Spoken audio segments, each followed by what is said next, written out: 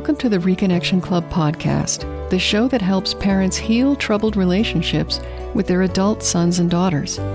I'm your host, psychotherapist Tina Gilbertson. Each week, I'll offer you compassion, clarity, and personal development tips designed to help you reconnect, not only with your child, but with yourself. Now let's get started. In part one of this two-part episode, I asserted that manipulation is a normal and necessary part of life, and I talked about hidden motives as a culprit in making certain types of manipulation problematic. I said there was a difference between typical everyday white hat manipulation and what I called manipulative manipulation. And I gave an example of how I might throw a bunch of obstacles in the way of a coffee date with you until you agree to come to my neighborhood. And even though I have deniability because I didn't ask you outright, I pretty much went for what I wanted and got it, leaving you feeling manipulated.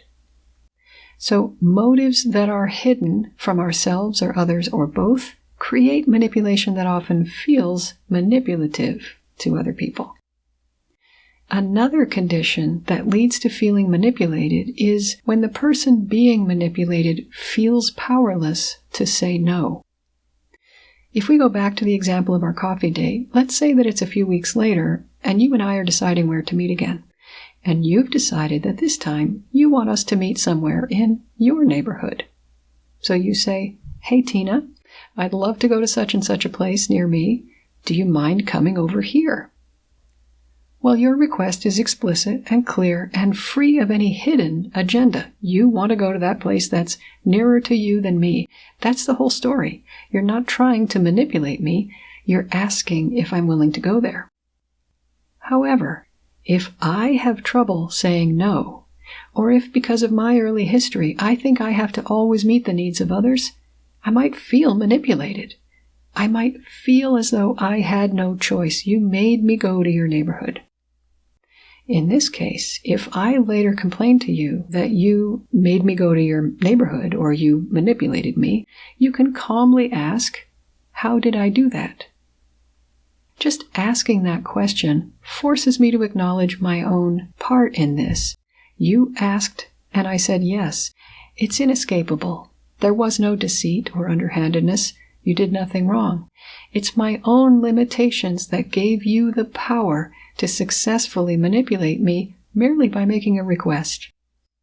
So that's the second reason people may feel manipulated by others. They feel powerless to say no. Remember, the first reason was that the motives were hidden, either consciously or unconsciously. Where it really gets interesting is when both conditions are met. Person A has hidden motives, and person B feels powerless to resist them. Remember when I was manipulating you into coming to my neighborhood using all those obstacles, the sore back, the car, the online meetings? Well, I might have hidden my motives, but it could also be true at the very same time that you felt, because of your own struggles with saying no, that you had to respond to my unspoken request.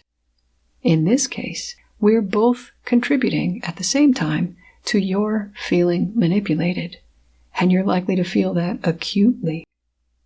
Both unwillingly estranged parents and their estranged adult children sometimes accuse each other of manipulation. Parents often feel manipulated around money and other resources, while estranged adult children feel manipulated by parents around contact. If you feel manipulated by the behavior of your adult child or children, ask yourself what it is exactly that's causing you to feel that way. Many parents feel unable to say no to their children because, as parents, they want their children to have what they need. The fact that their child knows it's hard for the parent to say no and still asks is maybe what feels manipulative to many parents. It's like their child is pulling their strings to get what he or she wants, and it's hard not to resent that. But remember those two conditions that make regular manipulation feel manipulative. One is not being upfront about what the person wants, and the other is a sense of powerlessness or lack of choice on the receiving end. If your adult child has asked you for something they know you'll find it hard to deny them, They're doing what they need to do for their well-being and trusting you to decide what's best for your well-being. They're staying in their yard, as it were, and leaving you to tend your yard. If you're the one who's accused of being manipulative, here's what you might do. First, always be clear and explicit with yourself, at least, about what it is you're trying to accomplish. If you don't acquaint yourself with your exact motives and/or the feelings that are compelling you to take action, you run the risk of continuing to be accused of manipulation. So get clear with yourself before saying or doing anything vis-a-vis your estranged adult child. Second, once you're clear, ask yourself or a trusted friend, is it appropriate for me to make this request of my estranged adult child? It's not a question of whether it's appropriate to want something from your child. You're allowed to want whatever you want. There are no rules or limits around just wanting or wishing. What makes a request either appropriate or unwise, maybe, is something I've talked about in various places over time. As a general rule, estrangement is not the best setup for parents to make requests of their adult children. The third step, if it is appropriate, is to go for it. The idea behind these steps is to begin with a clear view of your own motives so that you can make a cool-headed call about what to do, how to do it, and whether to do it at all.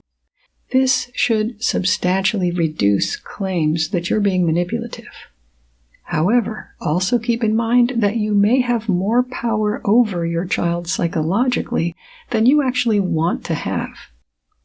If your adult child or children call you manipulative just because they have a hard time saying no to you, or they feel some sense of obligation, you can try assuring them that it is okay for you to be disappointed by them, but they'll be able to tell whether that really is okay with you. So be sure you're saying only what you mean and not what you wish was true.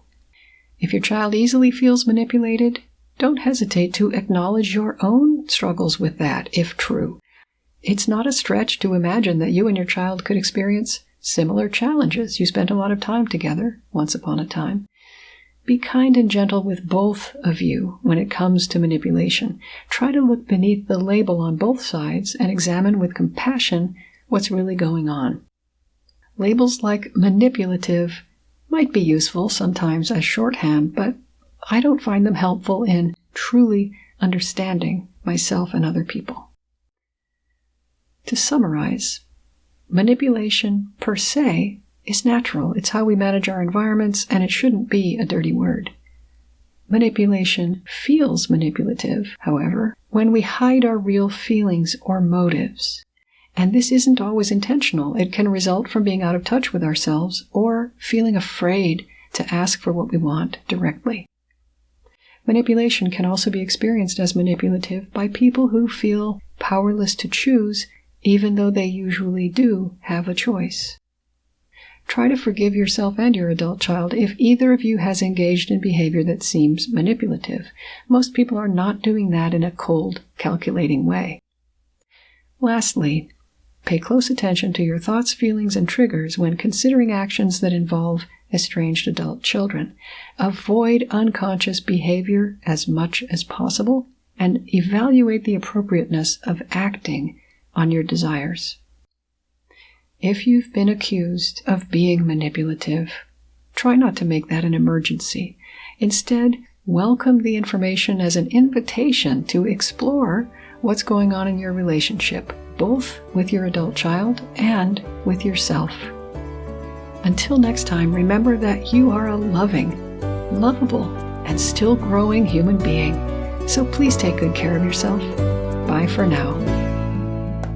If you've enjoyed this episode of the Reconnection Club podcast, I invite you to check out reconnectionclub.com. The Reconnection Club is for parents at any stage of estrangement from their adult, child, or children.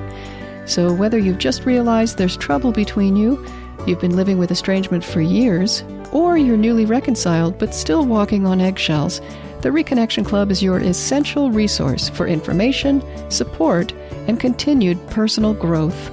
With our courses and workshops, expert interviews, monthly Q&A calls, and a friendly, active community, the Reconnection Club is a wonderful place to be for anyone suffering the pain of estrangement from an adult, child, or children.